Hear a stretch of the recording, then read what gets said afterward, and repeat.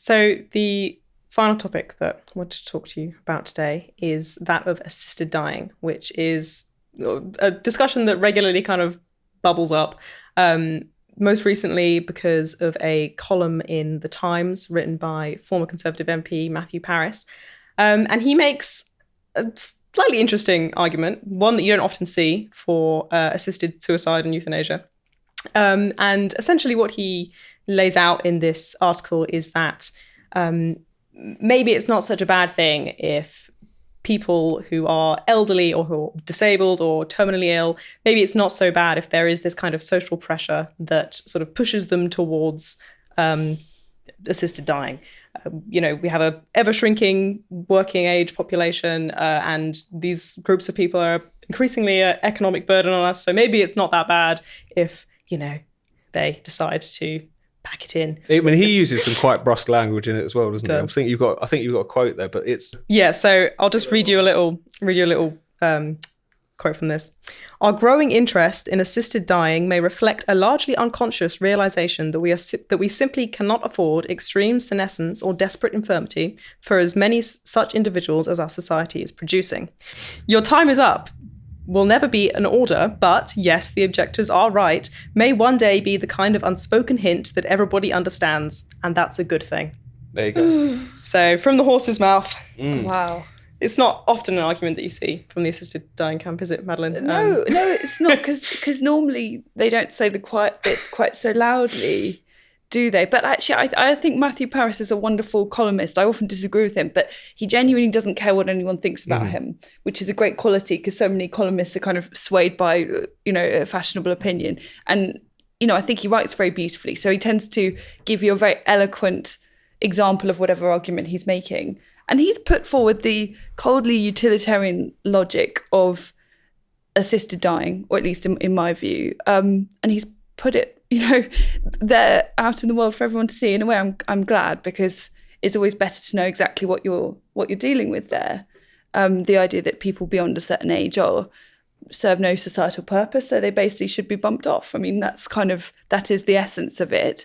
And it really this is one of the things that worries me very much about the prospect of it being legalised. It's reportedly something that the Labour Party want to bring in.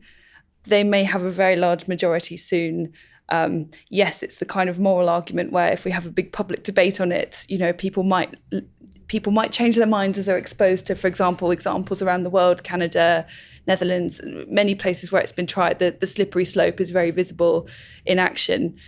So maybe, but it's the kind of thing where I think, well, this could very well be a firm policy that is being implemented in this country very, very soon. So I think it's better to actually have the full truth in front of you.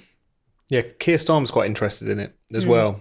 So that could be proof that it's coming quite soon enough. I mean, it is interesting to see that very utilitarian argument, as you say, laid out so brutally, because that's usually the one that they want to kind of to shy away from. It becomes much more an argument about compassion, about choice, not you're no use to us anymore, so could you please do the right thing and allow us to bump you off, which was more or less the undertone of what he was saying there. It was interesting because he kind of starts off the column by saying, I think he refers to Michael Foot, and he says, Michael Foot always used to say that, you need to confront your opponent's best argument, not their worst argument, whatever. He doesn't really confront his opponent's best argument so much as he does vigorously agree with it to quite a gruesome extent. But as you say, it was useful insofar as demonstrating what's really kind of underneath that veneer of care and compassion and whatever. Because like Kevin Newell made this point on the website this week. He said, this is the thing about assisted suicide, which is what it is, assisted dying, these kind of euphemisms we use, is that you're creating kind of two categories of suicide. You're creating one that you're fine with, one that you're like, it's probably about right, and another one that you try desperately to prevent. And that creates two categories of human being. That creates, the deserving and the undeserving. It's really grotesque. And there's a reason that throughout history, when people start to entertain these ideas, it can lead you down quite dark paths. And the point about the slippery slope is clear beyond point now. I mean, Canada is a perfect example of this. Over the course of the past decade, it's gone from, which is always where it starts, terminally ill individuals, last months of life, no hope whatsoever, etc., to it's been delayed now, but formally they're about to extend it to people who are just mentally ill.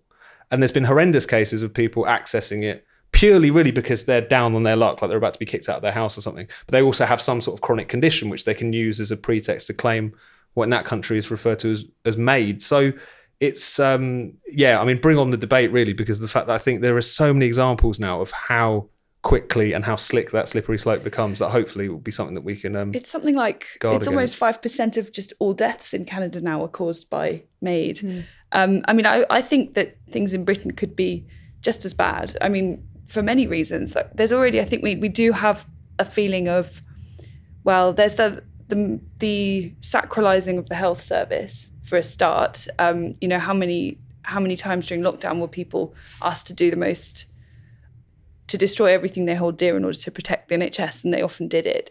I think we also have quite an unbalanced economy where a lot of the national wealth is tied up in people's housing stock. So I think the pressure on particularly older relatives, if, you know, and I know this sounds awful, but I'm a pessimist. I'm a conservative. I think conservatism is, you have to be quite realistic about the limits of human nature. You shouldn't legislate for the best case scenario, but for the potentially the worst. There will be some people who might put pressure on their relatives. And I know that sounds like an awful thing to say, but if you look at history, you see numerous examples of man's inhumanity to man. Whereas I think one problem I have with the arguments for assisted dying is that it can be quite anecdotal. Mm-hmm. It tends to point, for example, somebody like Esther Rantzen, who's clearly a woman who extremely eloquent and makes her case exceptionally well.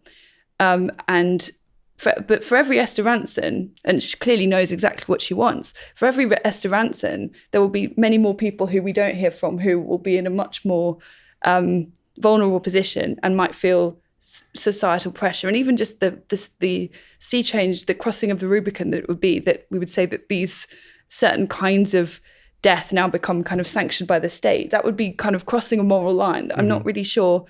It's hard to calculate what that might do in psyches of people. If that makes sense. Absolutely. It creates its own pressure as well. It's not just about, you know, your nephew's getting slightly itchy feet about when he's going to inherit the house or whatever. It's just the fact that society, the state, has made a profound statement that maybe your life isn't worth living. Maybe it's the kind thing.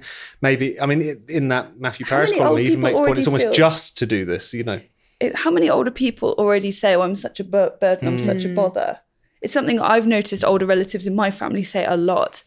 And it's awful. It's sad when people say this to you, because that's not how it feels when you're looking after someone, for example. But if people feel like this, and then the state is telling them that actually they were quite right to feel like that, what does that do? And for the health service to become the sort of linchpin of this argument, as it is in the Paris column, is so grotesque. I mean, I hate those arguments anyway. It was like, you shouldn't smoke because of the NHS, or you shouldn't go outside because of the NHS. You know, now it's become protect the NHS. Have you thought about killing yourself? I mean, it's a horrendous sort of state of affairs. But also, I think there's something where it's an admission of a sort of tremendous failure. I mean, this debate is going on in Scotland at the moment, where public services and health services in a pretty sorry state as well. And there's something about the part of the reason I think people are attracted to this as an option is because they don't really have any faith that, particularly if they live to a ripe old age, particularly if they've got some sort of chronic or fatal conditions, that their final days are going to be relatively comfortable, that they are going to be looked after in the right possible way. They just see constant news stories about how horrendous the health services are and how people aren't really being provided for. And you see pictures, as there have been in recent weeks, of kind of Scottish MSPs kind of waving placards saying 80% of my community in Orkney you support assisted suicide. You think maybe that's not the shining endorsement you think that it is.